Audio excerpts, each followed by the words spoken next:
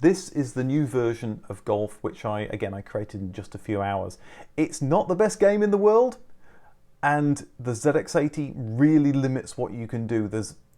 You can't do graphical games really with the ZX80, particularly ones where you have to interactive games where you're pressing buttons and trying to control things on the screen, because it's either showing the screen or running the program, and it can't do both things at the same time. So it's pretty much limited to things that are essentially just like text adventures. So anyway, I'll press run and we'll see what it's like. So I called it Golf 2024 because that's the year I wrote it in. So with this game, you have still 9 holes because I don't want to put people through 18 holes of this. And it tells you what par the hole is. It tells you how many yards to the pin, which shots you have, so we're on shot 1. And you get to pick which club you want to use to try and get closer to the pin. So in this case, we start off with a driver because that's the most powerful club. It asks you what power you want to hit the club with from 1 to 10. So let's go 10 because we've got 391 yards to go. So we're now on shot 2. We're now 168 yards from the pin. And again, you get to pick another club. Let's go for an 8 iron, so 8i. And let's go for power 8. Okay, we're now 65 yards from the pin. It's a par 4 on shot 3. So again, we're getting a bit closer every single time. Let's pick a 9 iron. Oh, let's go 6 for power. We're now 16 yards from the pin. We'll now use a putter, P, and we'll say power 4.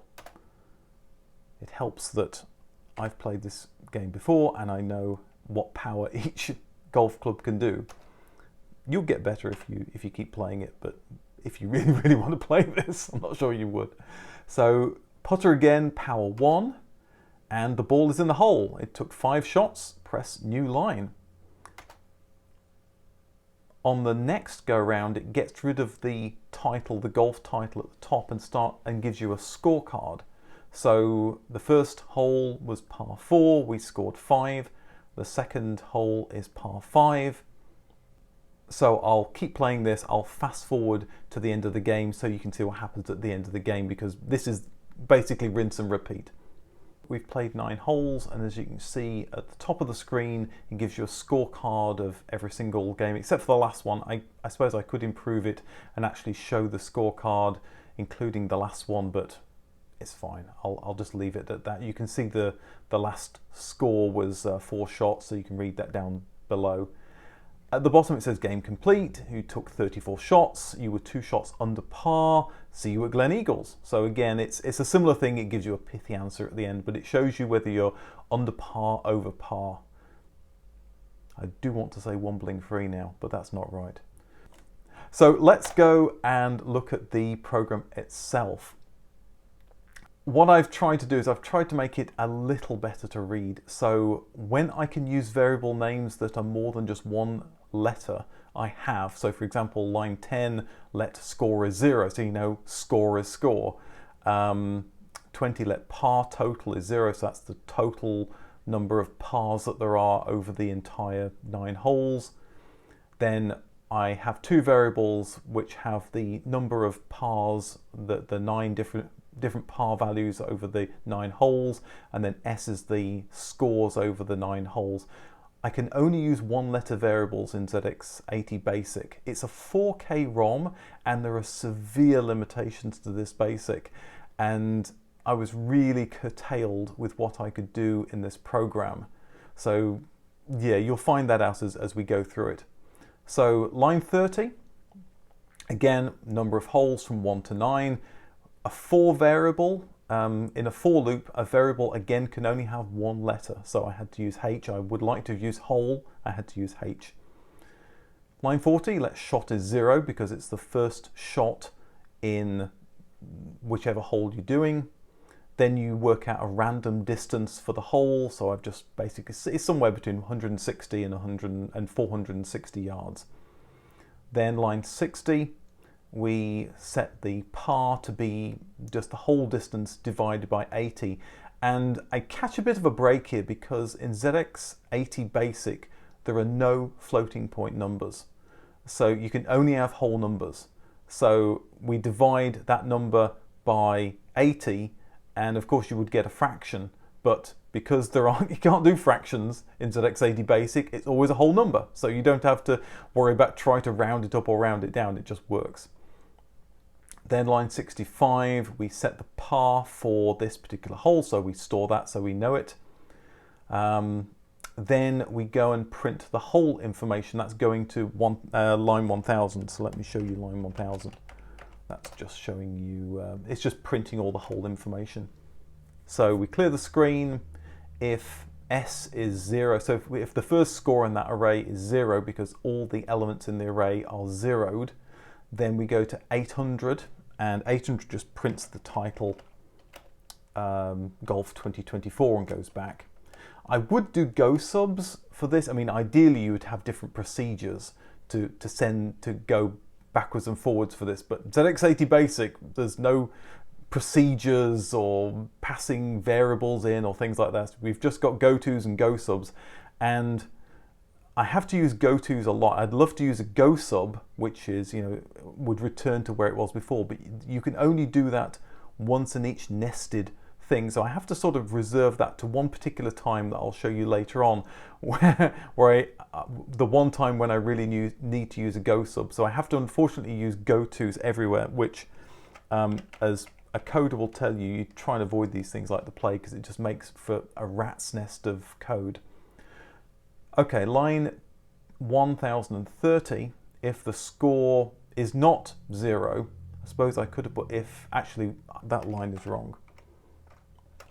What we need to put here, if you want to be strictly correct, you actually want to put if S does not equal 0, rather than if S is greater than 0, because if S of 0 was a negative number, then it wouldn't do either of these things. So you want to try and get every single use case possible.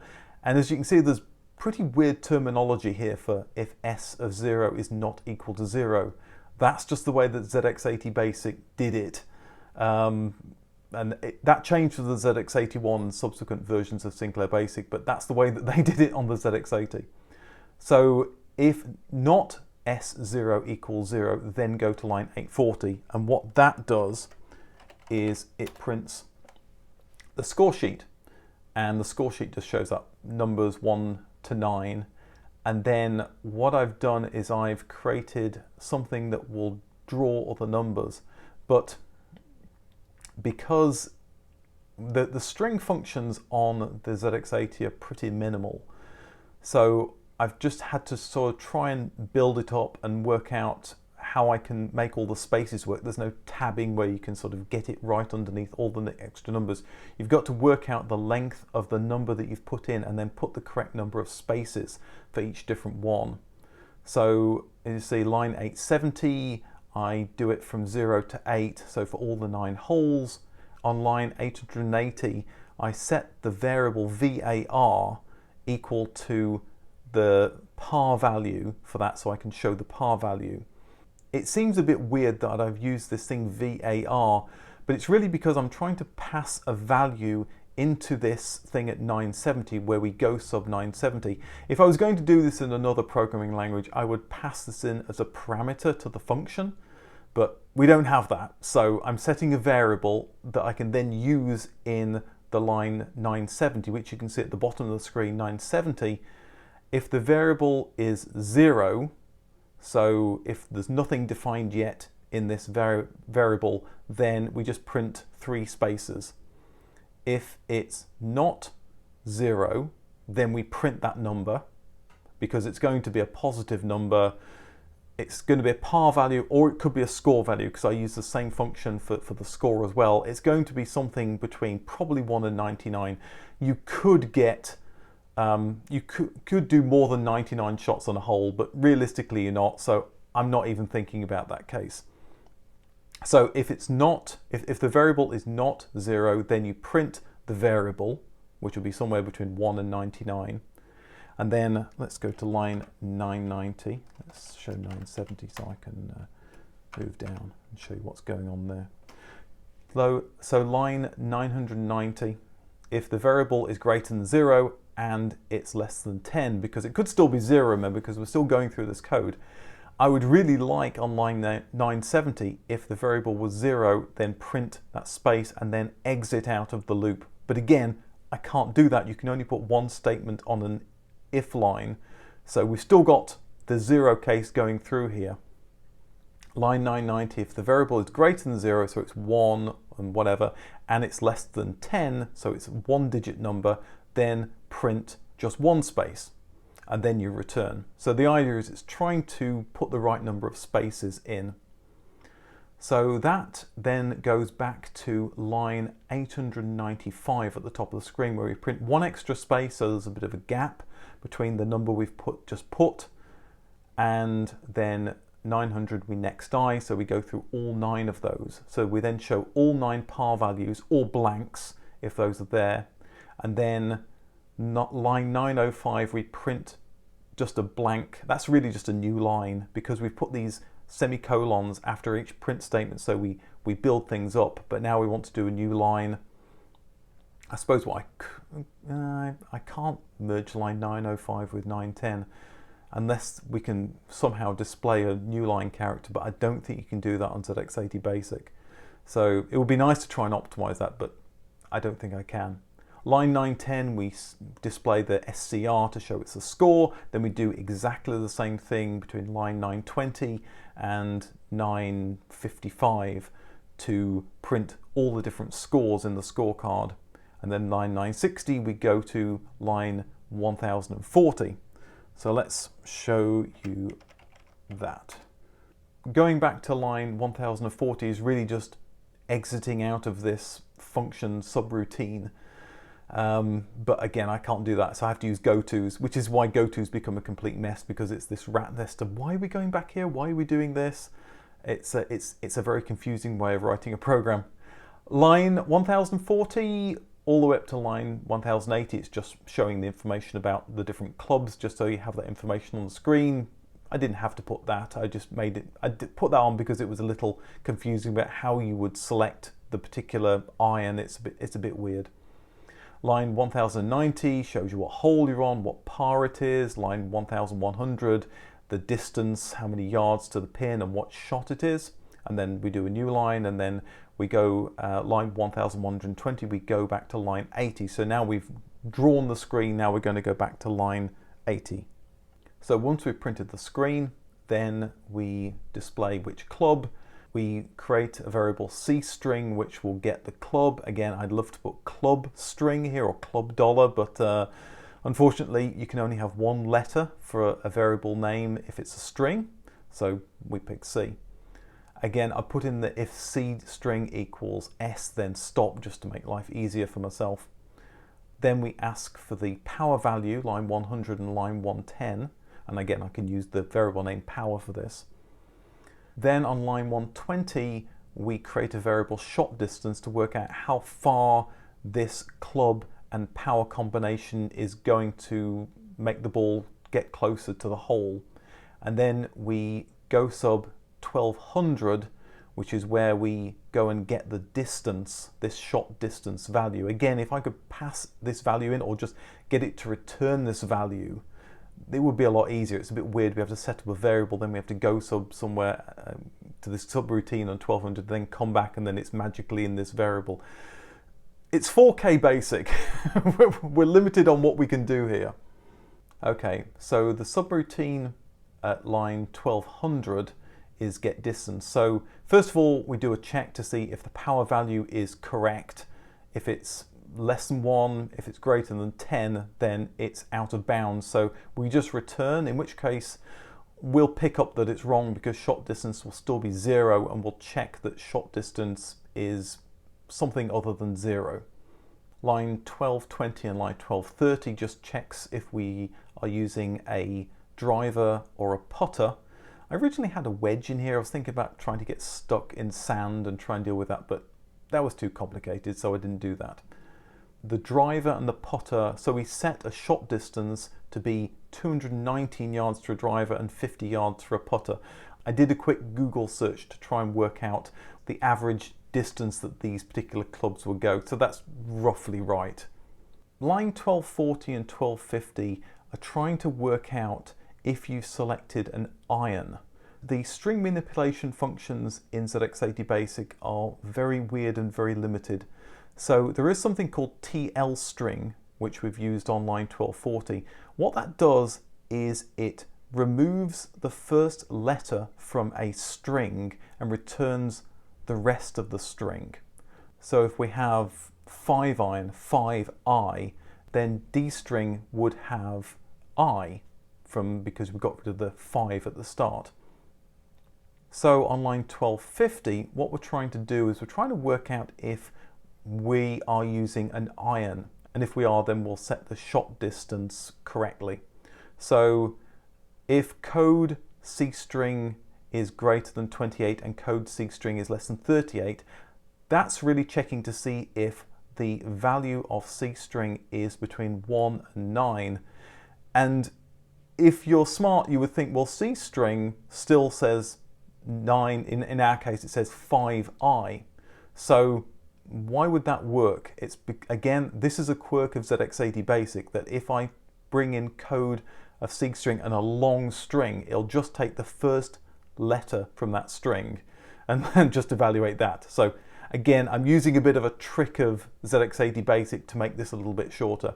So what it's trying to do is it's trying to find out if the first letter is between 1 and 9, and then and code D string equals 48, which is working out whether the second letter is an I, 46 being an I. I could have made that a little bit better by putting and D string equals I. It would have been a little bit easier to read. Anyway, then let shot distance equal, and then what I do is based on code C string, which is the number in the iron, I create a formula to create a shot distance that those particular irons would do, somewhere between 100 and 200, depending on which one you're trying to do. Line 1260, if the shot distance is 0, in other words, we did all of this and we didn't pick a valid club, and so it didn't hit any of these things, then we return, because we're then going to do some randomizing on the shot distance. So line 1280, what I do is I take off a random amount and I add a larger amount, which gives sort of a randomization for this particular shot distance. I suppose I could have made that a little simpler by just making all of these shot distances for all the clubs just a little bit less than they should have been, and then adding on one random extra value, but I just did it this way, and it's a little bit of extra code, but it could be optimized a little bit. On line 1290, we take the power value into account. That's that value from 1 to 10.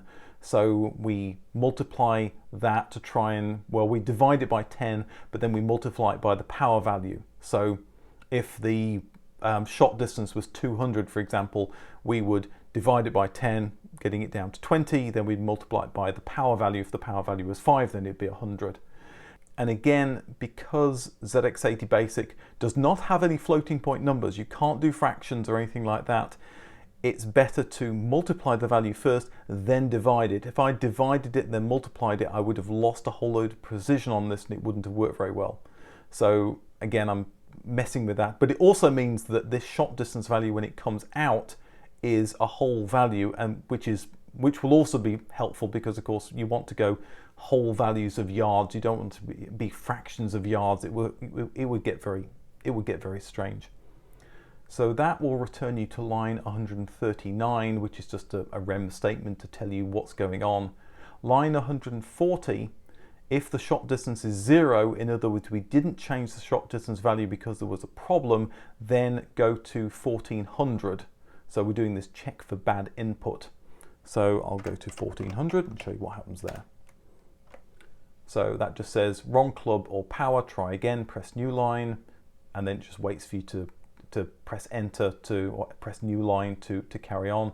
Then we go back to line 70, and line 70 would just again show the screen, ask you which club, ask you what the power is. But let's presume we didn't do that and we actually got it right. line 150, then we set the hole distance equals the absolute value of the hole distance minus the shot distance. So the hole distance is how far away we are from the hole on where we are right now, and the shot distance is how far we've hit the ball. And so we take one from the other, but of course we could go past the pin, the hole, so in which case we would end up with a negative value. Well, I don't want a negative value, so we've used ABS, which gives the absolute value of this resulting number, which will give you always a positive number. On line 160, we increment the number of shots we've done, so we're on the next shot. Line 170, we're really testing whether we have actually gone in the hole or not. To make the game playable, if you're within 2 yards of the hole, it's gone in. So if it's 2 or less, then we'll carry on, the ball is in the hole. Otherwise, we'll go to 70, which will loop back, and you're on another shot, and you keep playing the game. So if we did get the ball in the hole, then line 185, we store the score in that array that we had to show the scorecard. We add the number of shots to the score, and we add the par value for this particular hole to the par total so that we can show that at the end. So again, line 210, it says the ball is in the hole, and it tells you how many shots you took. It tells you to press new line because it has to pause so you can see what's on the screen. So you press new line, and then we do next H, which is the next hole. So it then loops around and does this for all 9 holes, and then it will exit out of this loop, and at line 250 it shows that the game is complete, and it shows you what your score was. It then works out what the par value is, which is the score minus the total number of pars for the 9 holes. If the score is greater than the par total, then it will say you were X number of shots over the par. If its score is less than the par total, it say you were par number of shots under par. And again, I have to use the absolute value in line 300 because it would say minus whatever shots under par, which would look weird. And I have to cater for when it's 0 if you make par. So line 310, it'll say you have a par of 0. And then, like I did with the original program, I thought it'd be quite nice to actually see you at Gleneagles, keep on trying and sell your club. So based on the par value that you get, and then it finishes the program. So that's the program itself. There's a lot more going on. It definitely doesn't fit into 1K. The original program did fit into 1K. This one is a bit over 2K, but it's a vastly better program than the original one was. But then you would hope so, because I'm competing with my 11-year-old self who'd only just learned programming, and I've been doing programming now on and off for quite a long time.